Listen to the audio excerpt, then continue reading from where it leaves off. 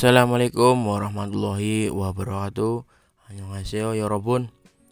Pada kesempatan kali ini kita akan belajar tata bahasa aso, oso, heso. Apa itu tata bahasa aso, oso, heso?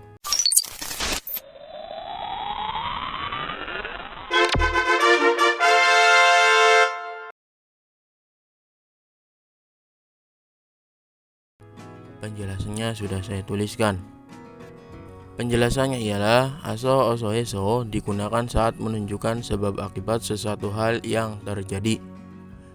Jadi dapat dipastikan aso, oso ini penggunaannya menunjukkan sebab akibat ya guys. Tata bahasa ini bisa digunakan untuk kata kerja atau kata sifat.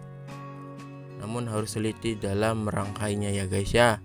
Yang pertama, apabila kata kerja atau kata sifat setelah da dihilangkan berakhiran vokal a dengan u, maka tempelkannya adalah aso. Dan apabila kata kerja atau kata sifat setelah da dihilangkan berakhiran vokal selain a dan o, maka tambahkannya oso. Dan untuk kata kerja atau kata sifat yang berakhiran hada, ini cukup gampang, berubah saja menjadi heso atau dirubah saja menjadi heso. Kita ambil contoh dari beberapa kosakata yang sudah saya tuliskan di sini. Yang pertama ada gada, pergi, mokta, kan, sarang, hada, mencintai. Ada 3 kosakata di sini. Mari kita rubah ke dalam bentuk tata bahasa ini. Yang pertama gada, yaitu artinya pergi. Langkah pertama adalah kita harus menghilangkan da terlebih dahulu, maka akan tersisa kata ga. Nah, ga di sini akhiran vokalnya yaitu vokal a, maka tambahkannya adalah aso. Nah, dalam abjad penggabungan huruf, ketika ada 2 huruf yang sama, maka boleh dijadikan satu. Jadi bukan ga aso melainkan gaso. Dalam bahasa Indonesia artinya karena pergi. Nah, setelah gada tadi sudah kita rubah ke dalam bentuk tata bahasa ini, selanjutnya kata mokta. Nah, mokta di sini artinya makan. Langkah yang pertama seperti tadi ialah kita harus menghilangkan da terlebih dahulu, maka akan tersisa kata mok. Nah, kata mok di sini akhiran vokalnya adalah vokal o, masuknya ke nomor 2 karena bukan vokal a dan vokal o, maka tempelkannya adalah oso.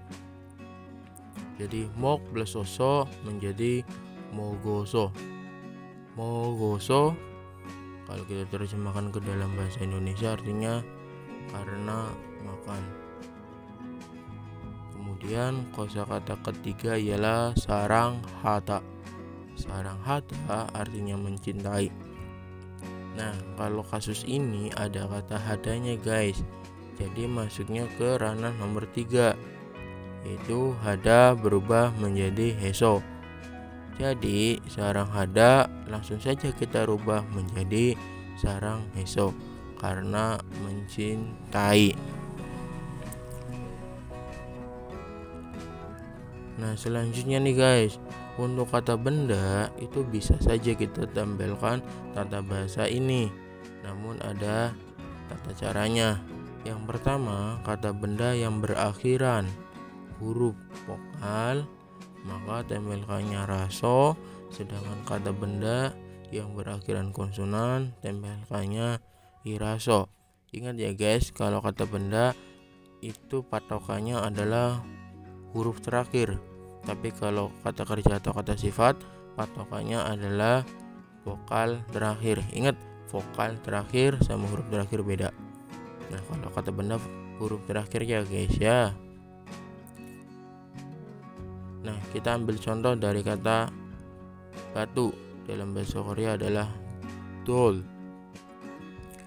Betul artinya batu.